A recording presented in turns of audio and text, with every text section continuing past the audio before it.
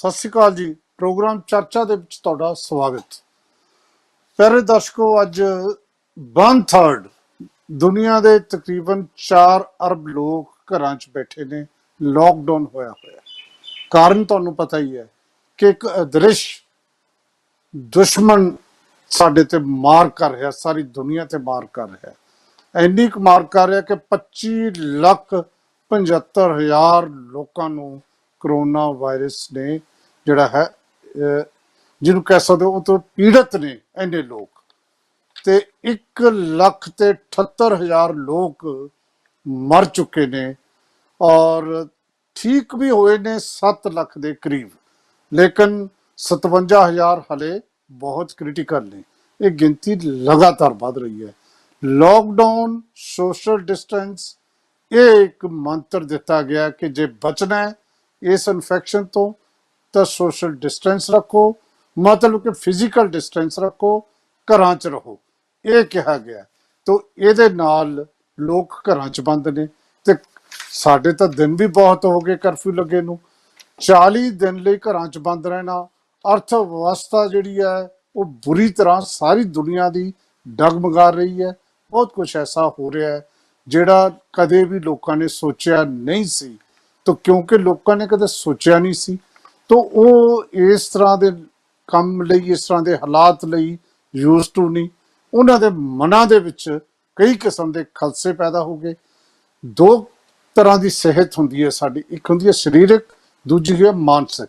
ਸਰੀਰਕ ਸਿਹਤ ਤਾਂ ਸ਼ਾਇਦ ਉਨੀ ਖਰਾਬ ਨਾ ਹੋਈ ਹੋਵੇ ਜਿੰਨੀ ਮਾਨਸਿਕ ਸਿਹਤ ਖਰਾਬ ਹੋਈ ਹੈ ਲੋਕਾਂ ਦੇ ਘਰਾਂ 'ਚ ਬੈਠਣ ਕਰਕੇ। ਤਣਾਅ ਹੈ, ਉਦਾਸੀ ਹੈ, ਬੇਚੈਨੀ ਹੈ, ਨਿਰਾਸ਼ ਹੈ, ਚਿੰਤਾ ਹੈ, ਬਹੁਤ ਕੁਝ ਐਸਾ ਹੈ ਜਿਹੜਾ ਕਦੇ ਉਹਨਾਂ ਨੇ ਸੋਚਿਆ ਨਹੀਂ ਸੀ। ਜਿਹੜੀ ਮੈਂਟਲ ਡਿਸਆਰਡਰ ਜਿਹੜੇ ਨੇ ਉਸ ਕਿਸਮ ਦੀ ਗੱਲ ਆ ਰਹੀ ਹੈ।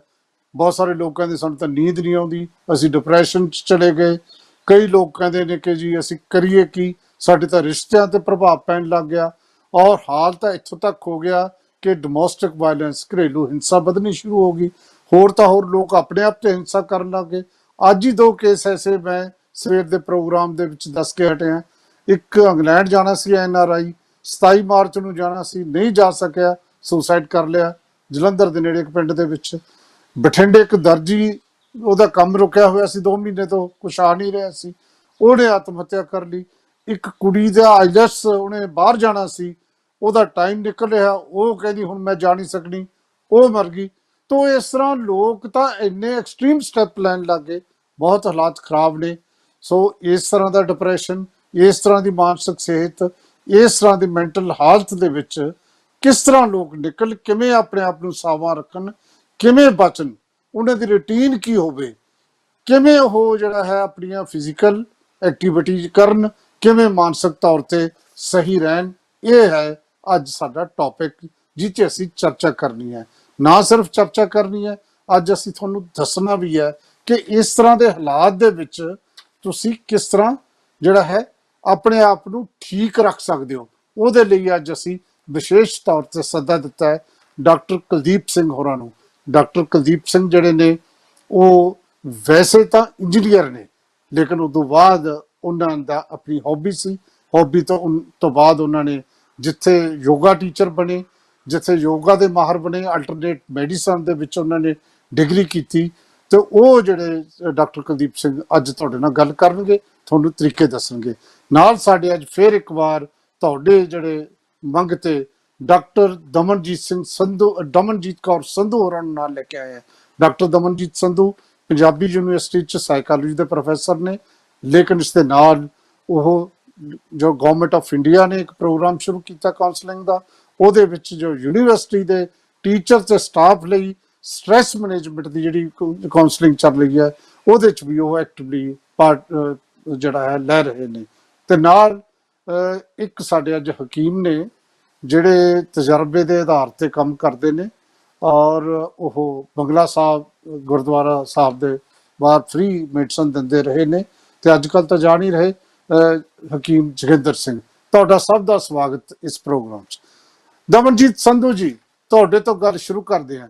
ਮੈਂ ਜਿਵੇਂ ਗੱਲ ਕੀਤੀ, ਤਣਾਅ, ਉਦਾਸੀ, ਬੇਚੈਨੀ, ਨਿਰਾਸ਼ਾ, ਚਿੰਤਾ, ਜਿਹਨੂੰ ਤੁਸੀਂ ਅੰਗਰੇਜ਼ੀ ਚ ਸਟ੍ਰੈਸ, ਡਿਪਰੈਸ਼ਨ, ਜਾਨੀ ਇਸ ਕਿਸਮ ਦੇ ਜਿਹੜੇ ਮੈਂਟਲ ਡਿਸਆਰਡਰ ਜੇ ਹੋ ਰਹੇ ਨੇ, ਲੋਕ ਤਾਂ ਐਕਸਟ੍ਰੀਮ ਸਟੈਪ ਲੈਣ ਲੱਗ ਗਏ। ਇਹਨਾਂ ਦਾ ਲਾਕਡਾਊਨ ਹੀ ਇਹਨਾਂ ਦਾ ਕਾਰਨ ਜਾਂ ਕੋਈ ਹੋਰ ਲੱਗਦਾ ਤੁਹਾਨੂੰ? ਸਤਿ ਸ਼੍ਰੀ ਅਕਾਲ ਸਰ। ਸਰ, ਜੀ ਮੈਂਟਲ ਸਤਿ ਸ਼੍ਰੀ ਹੈਲਥ ਅਕਾਲ। ਪ੍ਰੋਬਲਮਸ ਤਾਂ ਆਪਣੇ ਇੰਡੀਆ ਵਿੱਚ ਬਹੁਤ ਜ਼ਿਆਦਾ ਪਹਿਲਾਂ ਹੀ ਪ੍ਰੈਵਲੈਂਟ ਨੇ। ਜਿਸ ਤਰ੍ਹਾਂ ਮੈਂ ਪਿਛਲੇ ਜੀ ਐਪੀਸੋਡ ਵਿੱਚ ਵੀ ਦੱਸਿਆ ਸੀਗਾ ਕਿ ਡਿਪਰੈਸ਼ਨ ਦਾ ਬਹੁਤ ਹਾਈ ਰੇਟ ਆ, ਐਂਡ ਯੰਗ ਪੋਪੂਲੇਸ਼ਨ ਵਿੱਚ ਤਾਂ ਸਭ ਤੋਂ ਜ਼ਿਆਦਾ ਹੈ। ਸੁਸਾਈਡਸ ਬਹੁਤ ਜ਼ਿਆਦਾ ਨੇ ਇੰਡੀਆ ਦੇ ਵਿੱਚ। ਐਕਚੁਅਲੀ ਇੱਕ ਮੈਂਟਲ ਹੈਲਥ ਕ੍ਰਾਈਸਿਸ ਆਲਰੇਡੀ ਚੱਲ ਰਿਹਾ ਹੈ, ਬਟ ਲੋਕ ਆਪਣੇ ਡੇਲੀ ਲਾਈਫ ਵਿੱਚ ਕਿਸੇ ਨਾ ਕਿਸੇ ਤਰੀਕੇ ਨਾਲ ਐਂਗੇਜਡ ਨੇ, ਜੁੜੇ ਨੇ, ਕਨੈਕਟਡ ਨੇ, ਆਪਣੇ ਰੂਟੀਨ ਸੀਗੇ, ਤੇ ਚਲੋ ਇਹ ਚੀਜ਼ਾਂ ਬਹੁਤ ਜ਼ਿਆਦਾ ਇਫੈਕਟ ਨਹੀਂ ਸੀ ਕਰ ਰਹੀਆਂ। ਬਟ ਜਿਹੜਾ ਇੱਕ ਆਈਸੋਲੇਸ਼ਨ ਹੁੰਦੀ ਆ, ਜਾਂ ਲੈਕ ਆਫ ਕਨੈਕਸ਼ਨ ਹੈ, ਜਾਂ ਲੈਕ ਆਫ ਇੱਕ ਸੋਸ਼ਲ ਲਾਈਫ ਹੈ, ਉਹ ਇੱਕ ਬਹੁਤ ਹੀ ਡਿਸਟਰਬਿੰਗ ਫੈਕਟਰ ਹੈ ਜੋ ਇਸ ਚੀਜ਼ ਨੂੰ ਹੋਰ ਹਾਰਮ ਕਰ ਦਿੰਦਾ ਹੈ। ਸੋ ਆਲਰੇਡੀ ਜਿਨ੍ਹਾਂ ਦੀ ਕੋਈ ਨਾ ਕੋਈ ਸਾਈਕੈਟ੍ਰਿਕ ਕੰਡੀਸ਼ਨ ਚੱਲ ਰਹੀ ਸੀਗੀ, ਇਹ ਆਈਸੋਲੇਸ਼ਨ ਪੀਰੀਅਡ ਕਰਕੇ ਉਹ ਸਾਰੀਆਂ ਸਿੰਪਟਮਸ, ਇਹ ਸਾਰੀ ਪ੍ਰੋਬਲਮਸ ਐਗਰੇਵੇਟ ਹੋ ਗਈਆਂ ਨੇ, ਵੱਧ ਗਈਆਂ ਨੇ, ਕਿਉਂਕਿ ਸਾਨੂੰ ਇੱਕ ਹਿਊਮਨ ਟੱਚ ਜਾਂ ਇੱਕ ਹਿਊਮਨ ਕਨੈਕਸ਼ਨ ਜਾਂ ਇੱਕ being occupied in our daily routine, ਉਹ ਸਾਰਾ ਕੁਝ ਅਸੀਂ ਮਿਸ ਆਊਟ ਕਰ ਰਹੇ ਹਾਂ। And other factors like economic problems, ਜਿਸ ਤਰ੍ਹਾਂ ਤੁਸੀਂ ਪਹਿਲਾਂ ਹੀ ਕਿਹਾ ਕਿ ਹਰ ਬੰਦਾ ਹਰ ਲੈਵਲ ਤੇ ਇਸ ਚੀਜ਼ ਨਾਲ ਡਿਸਟਰਬਡ ਹੈ, ਚਾਹੇ ਉਹਨੂੰ ਕੋਈ ਫਾਈਨੈਂਸ਼ੀਅਲ ਐਂਗਜ਼ਾਇਟੀ ਹੈ, ਜਾਂ ਆਪਣੇ ਪਰਿਵਾਰ ਤੋਂ ਦੂਰ ਹੈ, ਜਾਂ ਉਹਨੂੰ ਕੋਈ ਹੈਲਥ ਕੰਸਰਨ ਹੈ, ਜਾਂ ਜਿਸ ਤਰ੍ਹਾਂ ਸਾਈਕੋਲੋਜੀ ਵਿੱਚ ਵੀ ਕਈ ਲੋਕ ਜਿਹੜੇ ਕਿ ਥੈਰੇਪੀ ਲੈਂਦੇ ਸੀ ਸਾਈਕੋਲੋਜਿਸਟ ਕੋਲ ਜਾ ਕੇ, ਉਹ ਨਹੀਂ ਲੈ ਪਾ ਰਹੇ। ਸੋ ਬਿਕੋਜ਼ ਇੱਕ ਡਿਸਰਪਸ਼ਨ ਆ ਗਈ ਹੈ, ਜਿਹਦੇ ਕਰਕੇ ਮੈਂਟਲ ਹੈਲਥ ਪ੍ਰੋਬਲਮਸ ਬਹੁਤ ਜ਼ਿਆਦਾ ਵੱਧ ਗਈਆਂ ਨੇ। ਐਂਡ ਇਹ ਇਹ ਜਦੋਂ ਕਿਤੇ ਲਾਕਡਾਊਨ ਅਨਾਉਂਸ ਕਿਤੇ ਆਪਣੇ ਦਮਨਜੀਤ, ਤੁਹਾਨੂੰ ਨਹੀਂ ਲੱਗਦਾ ਕਿ ਇਹਦੇ ਪ੍ਰਭਾਵ, ਜਿਵੇਂ ਤੁਸੀਂ ਬਿਲਕੁਲ ਸਹੀ ਦੱਸ ਰਹੇ ਹੋ ਕਿ ਜਿੱਥੇ ਇਹਦਾ ਇਫੈਕਟ ਪਿਆ ਸਾਡੀ ਆਰਥਿਕ ਹਾਲਤ ਤੇ, ਲੋਕਾਂ ਦੇ ਕੰਮ ਬੰਦ ਹੋ ਗਏ, ਇਹ ਵੀ ਚਿੰਤਾ, ਇਹ ਵੀ ਡਰ ਹੈ, ਪਤਾ ਨਹੀਂ ਕੰਮ ਸ਼ੁਰੂ ਹੋ ਕਿ ਨਹੀਂ ਹੋ। ਇਹਦੇ ਨਾਲ ਜਿਹੜਾ ਨਜ਼ਰ ਆ ਰਿਹਾ, ਜਿਹੜੀ ਲੜਾਈ ਝਗੜੇ ਵੱਧ ਰਹੇ ਨੇ, ਰਿਲੇਸ਼ਨ ਤੇ ਵੀ ਨੈਗੇਟਿਵ ਅਸਰ ਪੈ ਰਿਹਾ। ਹੋਣਾ ਤਾਂ ਇਹ ਚਾਹੀਦਾ ਸੀ, ਲੋਕ ਇਕੱਠੇ ਨੇ ਘਰਾਂ 'ਚ, ਪਰ ਪੈ ਉਲਟ ਰਿਹਾ ਅਸਰ, ਲੋਕਾਂ 'ਚ ਲੜਾਈਆਂ ਝਗੜੇ ਵੱਧ ਗਏ। ਇਹ ਜਦੋਂ ਵੀ ਤੁਸੀਂ ਫਰਸਟ੍ਰੇਟ ਹੋਗੇ, ਉਹ ਫਰਸਟ੍ਰੇਸ਼ਨ ਦਾ ਜੋ ਇੱਕ ਨੈਚੁਰਲ ਕਨਸੀਕੁਐਂਸ ਹੈ, ਉਹ ਅਗਰੈਸ਼ਨ ਹੈ। ਉਹ ਤੁਹਾਨੂੰ ਗੁੱਸਾ ਹੈ, ਲੜਾਈ ਝਗੜਾ ਹੈ, ਅਗਰੈਸ਼ਨ ਹੁਣ ਜਾਂ ਤਾਂ ਤੁਹਾਡੇ ਇਨਵਰਡ ਜਾਏਗਾ, ਤੁਹਾਡੇ ਆਪਣੇ ਤੇ ਡਾਇਰੈਕਟ ਹੋਏਗਾ, ਜਾਂ ਕਿਸੇ ਹੋਰ ਤੇ ਹੋਏਗਾ। ਜੇ ਇਨਵਰਡਲੀ ਅਸੀਂ ਉਹ ਅਗਰੈਸ਼ਨ ਆਪਣੇ ਆਪ ਤੇ ਲੈਂਦੇ ਆ, ਉਹਨੂੰ ਇੰਟਰਨਲਾਈਜ਼ਿੰਗ ਪ੍ਰੋਬਲਮਸ ਅਸੀਂ ਕਹਿੰਦੇ ਆ, ਜਿਵੇਂ ਕਿ ਐਂਗਜ਼ਾਇਟੀ ਜਾਂ ਡਿਪਰੈਸ਼ਨ। ਤੇ ਜੇ ਅਸੀਂ ਇਹੀ ਅਗਰੈਸ਼ਨ ਕਿਸੇ ਹੋਰ ਦੇ ਡਾਇਰੈਕਟ ਕਰੀਏ, ਬਾਹਰਲੀ ਦੁਨੀਆ ਤੇ ਲਗਾਈਏ, ਉਹ ਹੋ ਜਾਏਗਾ ਕੋਈ ਕੰਡਕਟ ਪ੍ਰੋਬਲਮ ਆ, ਲੜਾਈ ਝਗੜੇ ਨੇ, ਵਾਇਲੈਂਸ ਆ, ਇੰਟਰਪਰਸਨਲ ਅਬਿਊਜ਼, ਜਾਂ ਰੂਲ ਬ੍ਰੇਕਿੰਗ, ਕੰਡਕਟ ਪ੍ਰੋਬਲਮਸ। ਸੋ ਇਹ ਦੋ ਚੀਜ਼ਾਂ ਹੀ ਮੈਨੀਫੈਸਟ ਹੁੰਦੀਆਂ ਨੇ, ਜਾਂ ਆਪਣੇ ਆਪ ਤੇ ਹੁੰਦਾ ਜਾਂ ਸਮਾਜ ਤੇ ਹੁੰਦਾ ਹੈ। ਤੇ ਜੇ ਆਪਣੇ ਆਪ ਤੇ ਦੇਖ ਰਹੇ ਹਾਂ, ਤੇ ਜਿਹੜਾ ਤੁਸੀਂ ਹੁਣੇ ਗੱਲ ਕੀਤੀ ਹੈ ਕਿ ਸੁਸਾਈਡਸ ਹੋ ਰਹੇ ਨੇ, ਜਾਂ ਐਂਗਜ਼ਾਇਟੀਜ਼ ਹੋ ਰਹੀਆਂ ਨੇ, ਫੋਬੀਆਜ਼ ਹੋ ਰਹੇ ਨੇ, ਕੋਈ ਨਾ ਕੋਈ ਪਰੇਸ਼ਾਨੀ ਹੈ, ਸਟ੍ਰੈਸ ਲੈਵਲਸ ਬਹੁਤ ਵੱਧ ਰਹੇ ਨੇ, ਉਹ ਸਾਰਾ ਐਵੀਡੈਂਟ ਹੈ। ਦੂਸਰਾ ਇਹ ਹੈ ਕਿ ਜਿਹੜਾ ਘਰੇਲੂ ਲੜਾਈ ਝਗੜਾ ਹੈ, ਡੋਮੈਸਟਿਕ ਵਾਇਲੈਂਸ ਹੈ, ਜਾਂ ਬਾਹਰ ਲੋਕ ਆ ਕੇ ਪੁਲਿਸ ਨਾਲ ਲੜਾਈ ਝਗੜਾ ਕਰ ਰਹੇ ਨੇ, ਜਾਂ ਆਪਣੇ ਗੁਆਂਢੀਆਂ ਨਾਲ ਲੜਾਈ ਝਗੜਾ ਕਰ ਰਹੇ ਨੇ, ਇਹ ਸਾਰਾ ਹੀ ਉਹਦਾ ਹੀ ਐਕਸਪ੍ਰੈਸ਼ਨ ਹੈ ਜੀ। ਇਹ ਜਿਹੜਾ ਦਮਨਜੀਤ ਸਿੱਧੂ, ਇਹ ਤਾਂ ਠੀਕ ਹੈ ਜਿਹੜੇ ਇਸ ਕਿਸਮ ਦਾ, ਜੇ ਆਪਾਂ ਇਹਨੂੰ ਅਲੱਗ-ਅਲੱਗ ਵਰਗਾਂ 'ਚ ਵੰਡੀਏ ਤਾਂ ਬਹੁਤ ਸਾਰੇ ਲੋਕਾਂ ਨੂੰ ਤਾਂ ਰੋਟੀ ਦਾ ਮਸਲਾ ਹੈ, ਉਹਨਾਂ ਕੋਲ ਇਨਕਮ ਦੇ ਸਾਧਨ ਖਤਮ ਹੋ ਗਏ। ਜਿਵੇਂ ਬਠਿੰਡੇ ਦੇ ਵਿੱਚ ਇੱਕ ਦਰਜੀ ਨੇ ਸੁਸਾਈਡ ਕੀਤਾ। ਜਿਹੜਾ ਬੰਦਾ ਇੰਗਲੈਂਡ ਜਾਣਾ ਚਾਹੁੰਦਾ ਸੀ, ਉਹਦਾ ਜਿਹੜਾ ਹੈ, ਉਹਨੂੰ ਪੈਸੇ ਦੀ ਕੋਈ ਪ੍ਰੋਬਲਮ ਨਹੀਂ ਸੀ, ਲੇਕਿਨ ਉਹਨੂੰ ਇਹ ਲੱਗ ਰਿਹਾ ਸੀ ਕਿ ਮੈਂ ਆਪਦੇ ਬੱਚਿਆਂ ਕੋਲ ਜਾਵਾਂ, ਮੈਂ ਤਾਂ ਕੁਛ ਦਿਨ ਲਈ ਆਇਆ ਸੀ। ਪ੍ਰੋਬਲਮ ਅਲੱਗ-ਅਲੱਗ ਨੇ, ਲੇਕਿਨ ਜਿਹੜੀ ਮਿਡਲ ਕਲਾਸ ਦੀ ਜਿਹੜੀ ਲੜਾਈ ਚੱਲ ਰਹੀ ਹੈ, ਮਿਡਲ ਤੇ ਅਪਰ ਮਿਡਲ ਕਲਾਸ, ਕਦੇ ਉਹਨਾਂ ਨੇ, ਲੇਡੀਜ਼ ਨੇ ਕੰਮ ਨਹੀਂ ਕੀਤਾ ਸੀ, ਸਾਰੇ ਕੰਮ ਮੇਡ ਕਰਦੀਆਂ ਸੀ। ਹੁਣ ਤੁਸੀਂ ਵੀ ਰੋਟੀ ਆਪਦੀ ਆਪ ਬਣਾ ਰਹੇ ਹੋ, ਪਹਿਲਾਂ ਤੁਸੀਂ ਮੇਡ ਦੇ ਸਿਰ ਤੇ ਸੀ, ਤੇ ਸਫਾਈ ਵੀ ਆਪ ਕਰਨੀ ਪੈਂਦੀ ਹੈ, ਉਹਦੇ ਨਾਲ ਵੀ ਫਰਸਟ੍ਰੇਸ਼ਨ ਵੱਧਦੀ ਹੈ ਲੇਡੀਜ਼ ਦੀ। ਸਰ ਦੇਖੋ, ਇਹ ਤਾਂ ਡੈਫੀਨੇਟਲੀ ਹਰ ਕਲਾਸ ਆਫ ਸੋਸਾਇਟੀ ਦੀਆਂ ਆਪਣੀਆਂ ਪ੍ਰੋਬਲਮਸ ਹੈਗੀਆਂ ਨੇ, ਬਟ ਇੱਕ ਕਾਮਨ ਚੀਜ਼ ਜਿਹੜੀ ਇਨਸਾਨਾਂ ਦੇ ਵਿੱਚ ਅਕ੍ਰੋਸ ਆਲ ਹਿਊਮਨ ਬੀਇੰਗਸ, ਉਹ ਹੈ ਕਿ ਤੁਹਾਡਾ ਪਰਸਨੈਲਿਟੀ ਕੀ ਹੈ, ਤੁਹਾਡਾ ਸਟ੍ਰੈਸ ਟੋਲਰੈਂਸ ਕੀ ਹੈ, ਤੁਹਾਡੀ ਮੈਂਟਲ ਟਫਨੈਸ ਕਿੰਨੀ ਕੁ ਹੈ, ਤੁਹਾਡੇ ਚ ਮੈਂਟਲ ਰੈਜ਼ਿਲੀਅੰਸ ਕਿੰਨੀ ਕੁ ਹੈ, ਸਟ੍ਰੈਸ ਨੂੰ ਹੈਂਡਲ ਕਰਨ ਦੀ ਕੈਪੈਸਿਟੀ ਕਿੰਨੀ ਆ, ਕਿੰਨਾ ਤੁਸੀਂ ਕੰਸਟਰਕਟਿਵਲੀ ਜਾਂ ਹੈਲਦੀਲੀ ਆਪਣੀ ਲਾਈਫ ਦੇ ਸਟ੍ਰੈਸ ਨਾਲ ਕੋਪ ਕਰ ਰਹੇ ਹੋ। ਸੋ ਉਹੀ ਉਹੀ এনवायरमेंट ਜਾਂ ਉਹੀ ਸਿਚੁਏਸ਼ਨ ਜੇ ਦੋ ਬੰਦਿਆਂ ਨੂੰ ਦਿੱਤੀ ਜਾਏ, ਉਹ ਉਹਨਾਂ ਤੇ ਡਿਫਰੈਂਟਲੀ ਇਫੈਕਟ ਕਰੇਗਾ, ਬਿਕੋਜ਼ ਇੱਕ ਤੁਹਾਡੀ ਜਿਹੜੀ ਇਨਸਾਨ ਦੀ ਪਰਸਨੈਲਿਟੀ ਹੈ ਜਾਂ ਇੱਕ ਜਿਹੜੀ ਮੈਂਟਲ ਟਫਨੈਸ ਹੈ, ਉਹ ਡਿਸਾਈਡ ਕਰੇਗੀ ਕਿ ਅਸੀਂ ਕਿਸ ਤਰ੍ਹਾਂ ਰਿਐਕਟ ਕਰਦੇ ਹਾਂ। ਹੋ ਸਕਦਾ ਕੋਈ 10 ਪੁਆਇੰਟ ਤੇ ਕਿਸੇ ਨੂੰ ਗੁੱਸਾ ਚੜ੍ਹਦੇ ਤੇ ਉਹ ਕਿਸੇ ਨੂੰ ਮਾਰਨ ਤੇ ਮਜਬੂਰ ਹੋ ਜਾਏ, ਹੋ ਸਕਦਾ ਕਿ ਕੋਈ 100 ਪੁਆਇੰਟਸ ਤੇ ਵੀ ਉਹ ਕੋਈ ਵੀ ਉਸ ਨੂੰ ਐਕਸਾਈਟ ਨਹੀਂ ਕਰ ਸਕਦਾ, ਜਾਂ ਕੋਈ ਵੀ ਉਹਨੂੰ ਇਨਫੀਰੀਏਟ ਜਾਂ ਇਰੀਟੇਟ ਨਹੀਂ ਕਰ ਸਕਦਾ। So it depends upon your personality also. ਤੁਹਾਡੇ ਸਾਈਕੋਲੋਜੀਕਲ ਜੀ ਫੈਕਟਰਸ ਜੀ ਦੇ ਆਰ ਵੈਰੀ ਇੰਪੋਰਟੈਂਟ। ਜੀ ਦਮਨ, ਮੈਂ ਬਹੁਤ ਘੱਟ ਲਫ਼ਜ਼ਾਂ 'ਚ ਚਾਹੁੰਦਾ ਕਿ ਤੁਸੀਂ ਜਦੋਂ ਇਹ ਇਸ ਤਰ੍ਹਾਂ ਦੇ ਕੇਸ ਆਉਣੇ ਹੋ, ਤੁਹਾਡੇ ਕੋਲ ਆਉਂਦੇ ਨੇ, ਫੋਨ ਆਉਂਦੇ ਨੇ, ਜਦੋਂ ਤੁਸੀਂ ਉਹਨਾਂ ਦੀ ਕਾਉਂਸਲਿੰਗ ਕਰਦੇ ਹੋ ਤਾਂ ਉਹਨਾਂ ਨੂੰ ਕਿਸ ਤਰ੍ਹਾਂ ਦੀ ਟ੍ਰੀਟਮੈਂਟ, ਕਿਸ ਤਰ੍ਹਾਂ ਦਾ ਇਲਾਜ ਦੱਸਦੇ ਹੋ?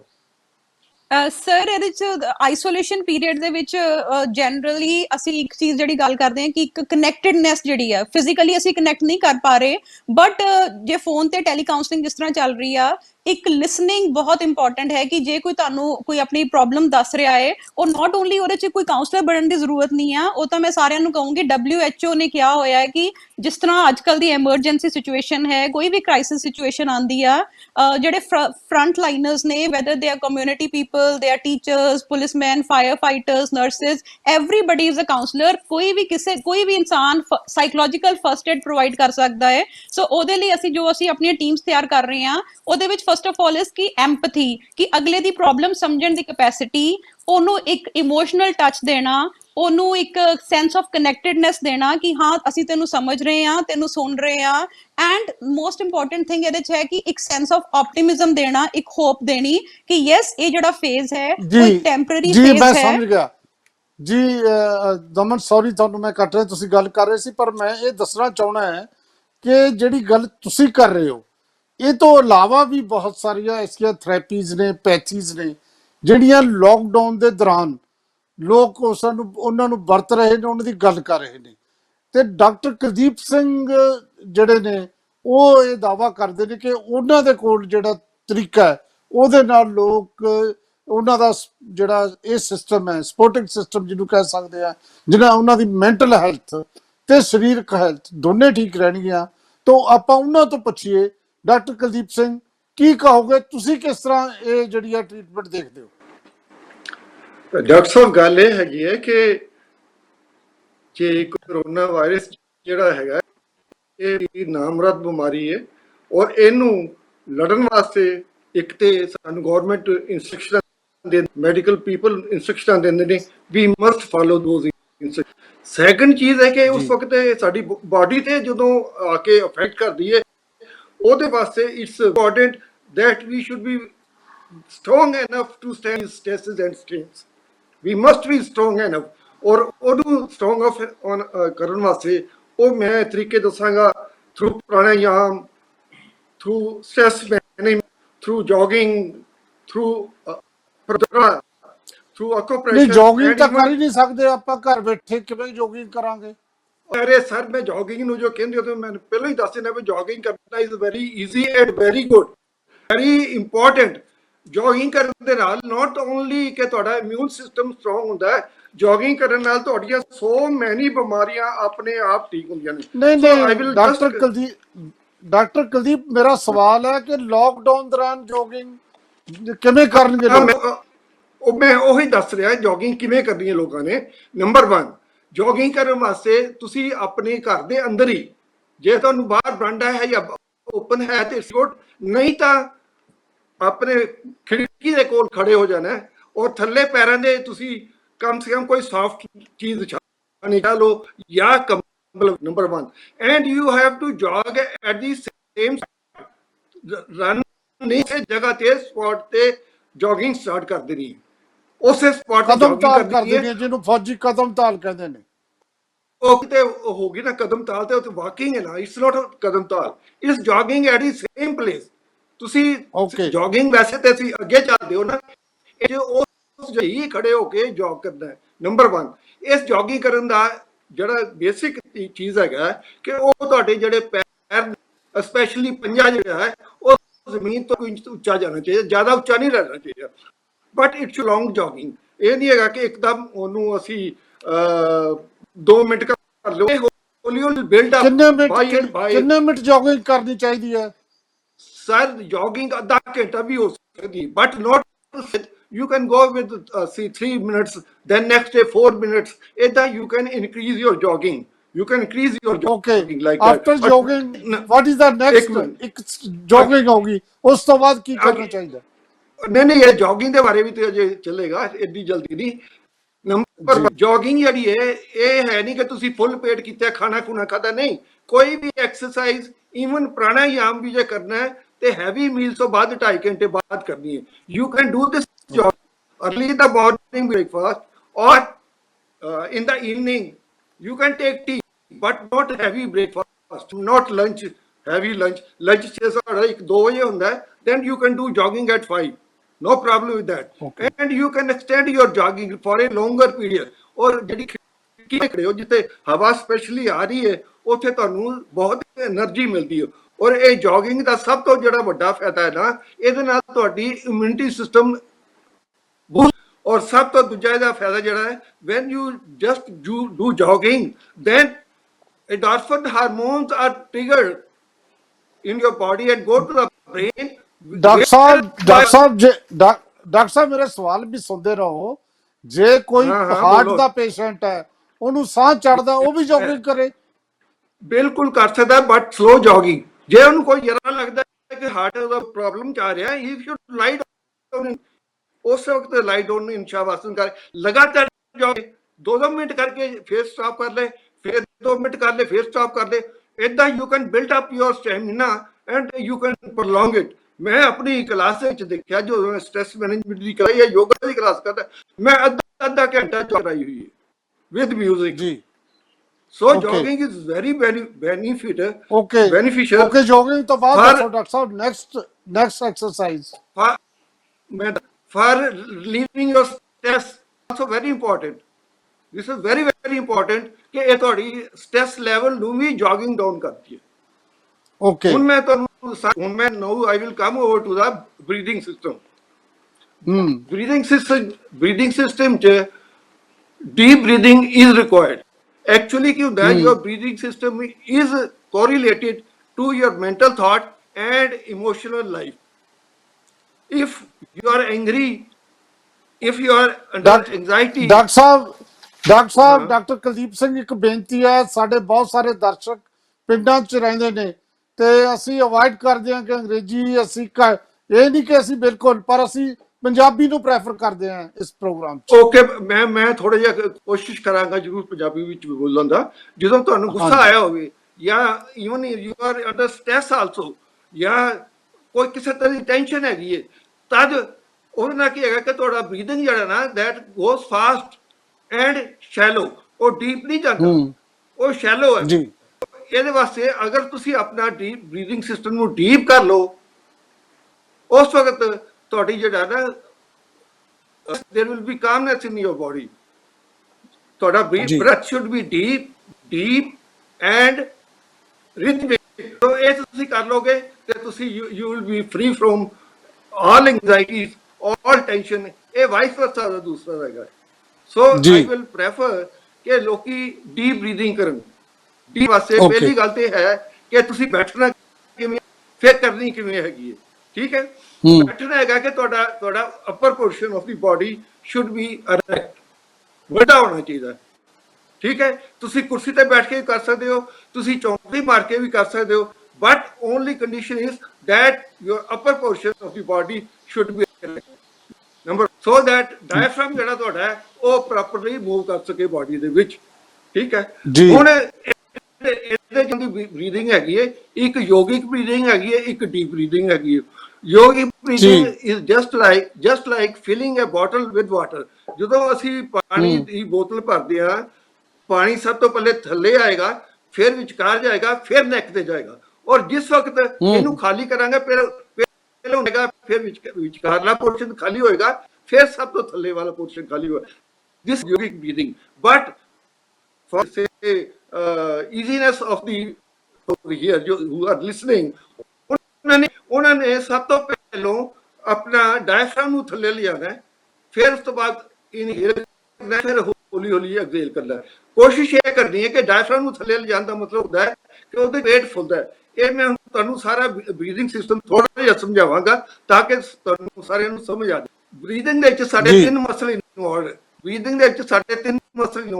ਨੰਬਰ 1 ਇੰਟਰਕੋਸਟਲ ਮਸਲ, ਇਹ ਹੁੰਦੇ ਨੇ ਛਾਤੀ ਦੇ ਮਸਲ। ਇਹ ਜਦੋਂ ਅਸੀਂ ਸਾਹ ਭਰਦੇ ਆ ਛਾਤੀ 'ਚ, ਜਦੋਂ ਸਾਡਾ ਮੈਂ ਲੋਕਾਂ ਦਾ ਤੇ ਉਹ ਜਨਾ ਆਪਣਾ ਛਾਤੀ ਫੁਲਾ ਕੇ ਦੱਸੋ, ਸੋ ਉਸ ਵੇਲੇ ਤੁਹਾਡੀ ਛਾਤੀ ਕੱਲੀ ਫੁੱਲਦੀ ਹੈ। This is intercostal breathing. ਉਸ ਤੋਂ ਬਾਅਦ ਹੁੰਦੀ ਹੈ ਡਾਇਫਰਾਮਿਕ ਬਰੀਥਿੰਗ। ਉਹ ਹੁੰਦੀ ਹੈ ਕਿ ਤੁਹਾਡਾ ਜਿਹੜਾ ਡਾਇਫਰਾਮ ਹੈ, ਜਿਹੜਾ ਕਿ ਲੰਗਸ ਦੇ ਥੱਲੇ ਹੈਗਾ, ਦੈਟ ਵਿਲ ਗੋ ਡਾਊਨ, ਤੇ ਜਦੋਂ ਤੁਸੀਂ ਸਾਹ ਕੱਢੋਗੇ ਦੈਟ ਵਿਲ ਮੂਵ ਅਪ। ਇਹ ਜਿਹੜਾ ਡਾਇਫਰਾਮ ਹੈ ਤੁਹਾਡੀ 'ਚ ਹੁੰਦਾ ਹੈ, ਇਹ 24 ਘੰਟੇ ਚੱਲਦਾ ਰਹਿੰਦਾ ਹੈ। ਇਹ 18 ਵਾਰੀ ਚੱਲਦਾ ਹੈ।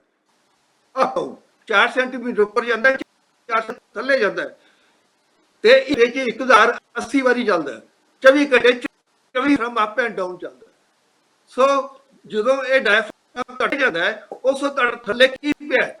ਥੱਲੇ ਖੱਬੇ ਪਾਸੇ ਤੁਹਾਡਾ ਪੇਟ ਹੈਗਾ, ਸਟਮਕ ਹੈਗਾ, ਉਹਦੇ ਥੱਲੇ ਤੁਹਾਡਾ ਪੈਨਕ੍ਰੀਅਸ। ਜੀ ਜੀ, ਤੁਸੀਂ ਇਹ ਆਪਾਂ ਨੂੰ ਇੰਨੀ ਟੈਕਨੀਕਲ ਗੱਲ ਦੀ ਸਾਨੂੰ ਲੋੜ ਨਹੀਂ, ਸਾਨੂੰ ਸਿਰਫ ਇਹ ਦੱਸੋ ਬਰੀਥਿੰਗ ਲੈਣੀ ਕਿੰਨੀਆਂ ਕੋਈ ਖਾਸ ਟੈਕਨੀਕ ਆ ਦੱਸੋ।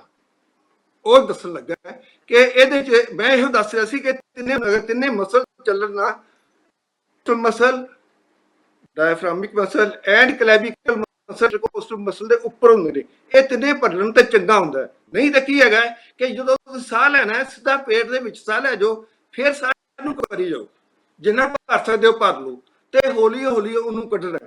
ਇਹ ਹੈਗਾ ਜੀ ਡਾਇਫਰਾਮਿਕ ਬਰੀਥਿੰਗ।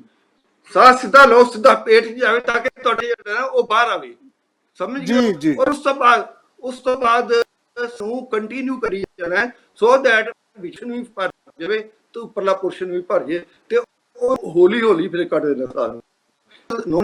Deep breathing. ਹੁਣ ਡੀਪ ਬਰੀਥਿੰਗ ਦਾ ਸਭ ਤੋਂ ਵੱਡਾ ਫਾਇਦਾ ਤੇ ਇਹ ਹੈਗਾ ਸਟਰੈਂਥਨ ਯੋਰ ਇਮਿਊਨ ਸਿਸਟਮ। ਸਭ ਤੋਂ ਮੈਂ ਇਮਿਊਨ ਸਿਸਟਮ ਦੇ ਬਾਰੇ ਜ਼ਿਆਦਾ ਬੋਲਾਂਗਾ। ਇਮਿਊਨ ਸਿਸਟਮ ਇਹ ਸਟਰੋਂਗ ਹੁੰਦਾ ਹੈ, ਤੁਹਾਡੀ ਲੰਗਸ ਦੀ ਕਪੈਸਿਟੀ ਵੱਧ ਜਾਂਦੀ ਹੈ। ਲੰਗਸ ਦੀ ਕਪੈਸਿਟੀ ਵੱਧ ਜਾਂਦੀ ਹੈ, ਤੁਹਾਡਾ ਜਿਹੜਾ ਮੂੰਹ ਵੀ ਕਾਮ ਡਾਊਨ ਹੋ ਜਾਂਦਾ, ਠੀਕ ਹੈ, ਤੇ ਤੁਸੀਂ ਓਵਰਆਲ ਜ਼ਿਆਦਾ ਆਕਸੀਜਨ ਤੇ ਤੁਸੀਂ ਤਗੜੇ ਵੀ ਹੁੰਦੇ। ਜੀ ਸੋ ਬੇਸਿਕ ਜੀ ਬਿਲਕੁਲ। ਮੈਂ ਆਪਦੇ ਡਾਕਟਰ ਕੁਲਦੀਪ ਸਿੰਘ, ਮੈਂ ਆਪਦੇ ਦਰਸ਼ਕਾਂ ਨੂੰ ਦੱਸਣਾ ਚਾਹੁੰਦਾ ਹੈ ਕਿ ਜਿਹੜੀ ਅੱਜ ਗੱਲ ਕਰ ਰਹੇ ਹਾਂ, ਉਹ ਗੱਲ ਕਰ ਰਹੇ ਹਾਂ ਅਸੀਂ COVID-19। ਅਸੀਂ ਲਾਕਡਾਊਨ ਦੇ ਕਾਰਨ ਘਰਾਂ 'ਚ ਬੈਠੇ ਹਾਂ, ਤੇ ਜਦੋਂ ਅਸੀਂ ਲਾਕਡਾਊਨ ਦੇ ਕਾਰਨ ਘਰਾਂ 'ਚ ਬੈਠੇ ਹਾਂ ਤੇ ਅਸੀਂ ਕਿਸ ਤਰੀਕੇ ਨਾਲ ਆਪਣੇ ਆਪ ਨੂੰ ਸਟ੍ਰੈਸ ਫ੍ਰੀ ਕਰਨਾ ਹੈ ਤੇ ਫਿਜ਼ੀਕਲੀ ਔਰ ਮੈਂਟਲੀ ਕਿਵੇਂ ਸਟਰੋਂਗ ਕਰਨਾ ਹੈ, ਇਹ ਅਸੀਂ ਗੱਲ ਕਰ ਰਹੇ ਹਾਂ। ਜਿਵੇਂ ਮੈਂਟਲੀ ਕੁਛ ਜਿਹੜਾ ਕਾਰਨ ਦੱਸੇ ਡਾਕਟਰ ਦਮਨਜੀਤ ਸੰਧੂ ਨੇ, ਔਰ ਉਸੇ ਤਰੀਕੇ ਨਾਲ ਡਾਕਟਰ ਕੁਲਦੀਪ ਸਿੰਘ ਨੇ ਦੱਸਿਆ ਕਿ ਜੋਗਿੰਗ ਨਾਲ ਤੁਸੀਂ ਥੋੜਾ ਬਹੁਤਾ ਜਿਹੜਾ ਫਿਜ਼ੀਕਲ ਵੀ, ਲੇਕਿਨ ਡੀਪ ਬਰੀਥਿੰਗ ਨਾਲ, ਜਿਹੜੇ ਲੰਬੇ ਡੂੰਘੇ ਸਾਹ ਲੈਣ ਨਾਲ, ਤੇ ਤੁਹਾਨੂੰ ਜਿਹੜਾ ਹੈ ਉਹ ਤੁਹਾਡੀ ਲੰਗਸ, ਕਿਉਂਕਿ ਫੇਫੜਿਆਂ ਤੇ ਹੀ ਅਸਰ ਕਰਦੀ ਹੈ ਇਹ, ਤੇ ਫੇਫੜਿਆਂ ਨੂੰ ਕਿਵੇਂ ਅਸੀਂ ਸਟਰੋਂਗ ਕਰਨਾ ਹੈ, ਉਹ ਲੰਬੇ ਸਾਹ ਲੈ ਕੇ ਕਰਨਾ ਹੈ। ਮੈਂ ਸਾਡੇ ਨਾਲ ਜੁੜੇ ਹੋਏ ਨੇ ਜੋਗਿੰਦਰ ਸਿੰਘ ਜੀ। ਸਰਦਾਰ ਜੋਗਿੰਦਰ ਸਿੰਘ, ਤੁਸੀਂ ਹਕੀਮ ਹੋ, ਤੁਸੀਂ ਜਿਹੜਾ ਦੇਸੀ ਦਵਾਈਆਂ ਦਿੰਦੇ ਹੋ। COVID-19 ਜਿਹੜਾ ਇਹ ਫੇਫੜਿਆਂ ਦੀ ਸਾਡੀ ਜਿਹੜੀ ਇਹ ਬਿਮਾਰੀ ਹੈ, ਜਿਹਦੇ ਕਾਰਨ ਸਾਰੀ ਦੁਨੀਆ ਦੁਖੀ ਹੈ, ਤੁਹਾਡੇ ਕੋਲ ਹਕੀਮਾਂ ਕੋਲ ਇਹਦੇ ਲਈ ਕੋਈ ਨੁਸਖਾ ਹੈ? ਅਦਰਕ ਦਾ ਜੂਸ ਲੈ ਕੇ, ਅਦਰਕ ਨੂੰ ਧੋ ਲਓ ਲੇਕਿਨ ਛਿੱਲੋ ਨਾ। ਅਦਰਕ ਜੀ, ਆਵਾਜ਼ ਆ ਰਹੀ ਹੈ? ਹਾਂਜੀ ਆ ਰਹੀ ਹੈ। 6 ਗ੍ਰਾਮ ਦੇ ਕਰੀਬ, 6 ਗ੍ਰਾਮ ਦੇ ਕਰੀਬ ਉਹਦੇ ਉਹਨਾਂ ਸ਼ਹਿਦ ਪਾ ਲਓ ਜੀ, ਉਹਨਾਂ ਸ਼ਹਿਦ ਪਾ ਲਓ, ਉਹਨੂੰ ਚਟਾ 2-3 ਵਾਰੀ ਰੋਜ਼ ਚਟੋ। ਉਹਦੇ ਨਾਲ ਕੀ ਹੋਏਗਾ, ਤੁਹਾਡੀ ਬਲਗਮ ਜਿਹੜੀ ਹੈਗੀ ਹੈ ਉਹ ਨਿਕਲ ਜਾਏਗੀ। ਜਿਹੜੀ ਆਪਣਾ ਸਾਹ ਦੇ ਵਿੱਚ ਵੀ ਫਰਕ ਪੈ ਜਾਏਗਾ, ਔਰ ਬਲਗਮ ਸਾਰੀ ਨਿਕਲ ਜਾਏਗੀ। ਇਹ ਤਾਂ 2-3 ਵਾਰੀ ਰੋਜ਼ ਕਰੋ। ਇਹਦੇ ਨਾਲ ਨਮੂਨੀਆ ਵੀ ਠੀਕ ਹੋ ਜਾਂਦਾ ਹੈ, ਤੇ ਇਹਦਾ ਮਤਲਬ ਅੰਦਰੋਂ ਬਾਹਰ ਫੇਫੜਿਆਂ ਤੋਂ ਬਲਗਮ ਨਿਕਲ ਜਾਂਦੀ ਹੈ, ਤੇ ਜਿਹੜੀ ਗਲੇ 'ਚ ਬਲਗਮ ਫਸੀ ਉਹ ਵੀ ਨਿਕਲ ਜਾਂਦੀ ਹੈ।